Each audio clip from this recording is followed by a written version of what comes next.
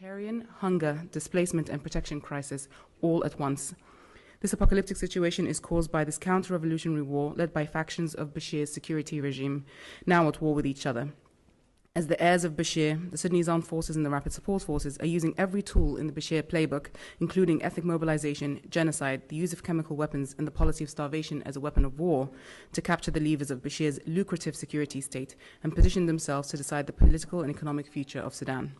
They are currently incentivized by their ambitions, their foreign backers, and their domestic political constituencies, in particular the broad church of Sudan's Islamists, to keep the war going for as long as possible, in the hopes of eroding the calls for democracy, accountability, and civilian rule. All the while, humanitarian needs continue to mount, and Sudan is potentially facing another failed agricultural season. Famine, announced months ago, has not had the required international or national response. This is in great part because the Sudanese Armed Forces denies there even is a famine, and the Rapid Support Forces has systematically destroyed hard-won harvests and looted food stocks. The international community response has been criminally woeful, with the UN's humanitarian response only 13% funded, 1-3. To make matters worse, the UN's inexplicable decision to treat the Sudanese Armed Forces as the de facto authorities has made the entire international humanitarian system complicit in the starvation campaign that the SAF continues to wage. The deference has not paid off. Access blocks, movement restraints, holding up of permits, all hallmarks of the Bashir playbook, are all being used to devastating effect during this war, with only few exceptions. The only bright spot has been the volunteer-led humanitarian response rooms, and the emergency response rooms, and other mutual aid groups who not only are providing the lion's share of the humanitarian response in terms of providing food, medicine, safe spaces, and evacuations, but they're doing so with far fewer resources and under immense repression from both warring parties. The US has been the largest humanitarian donor in Sudan, and the generosity of the American people has quite literally kept people and hope alive.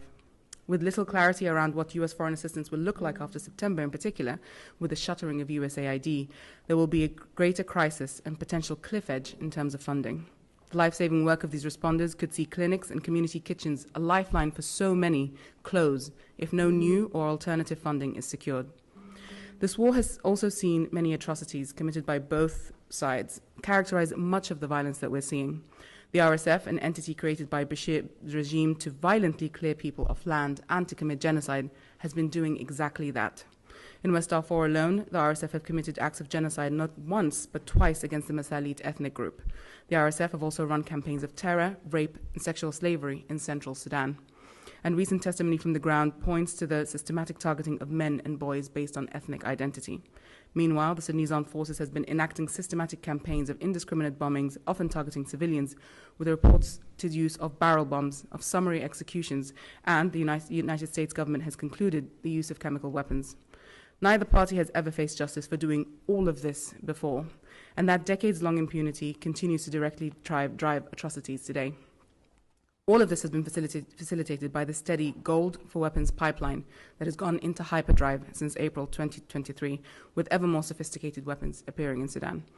Ground reporting from Darfur, especially Niala, capital of South Darfur, point to flights likely delivering materiel to the RSF, often going through Uganda, Kenya, and Chad. Recent research and flight tracker information shows that northern Somalia and Somaliland have also become transit points. All flights appear to come from the United Arab Emirates. Both frequency and volume of these has increased. The UAE's patronage of the RSF has drawn in Turkey, Qatar, Saudi Arabia, and Egypt in support of the SAF, with deepening rifts between these middle powers manifesting in their support to conflict parties in the Greater Horn of Africa, with huge destabilizing potential. As Cameron mentioned, recently we saw an escalation in the flights, in the drone attacks on both Niala and Port Sudan. For me, the most important part of this is that we have seen foreign actors directly fire upon each other, with Turkish Bayraktar drone operators firing on Niala and the UAE firing directly back on these Turkish Bayraktar drone operators and injuring some of them. This shows a severe and very marked escalation in Sudan, following from last year's escalation between reportedly Egyptian military actors and the UAE as well. So we're seeing an escalation here with no signs of abating. Middle powers, in particular the UAE, need to be pressured to do business differently in Sudan, as well as the broader region. Ending this war requires political agreements in place across all three levels of conflict: the local, the national, and the regional and international. This must take place within a framework that guides Sudan towards civilian governance, a system that could finally discourage competition for power through the gun. It is clear that this war represents something of an end of an arc of history. Bashir's regime is consuming itself whilst trying to survive this war of succession. In the meantime, many more RSFs are being created. What comes next depends entirely on how this war is resolved, with a view towards justice, reform, and civilian rule, or more impunity and power sharing.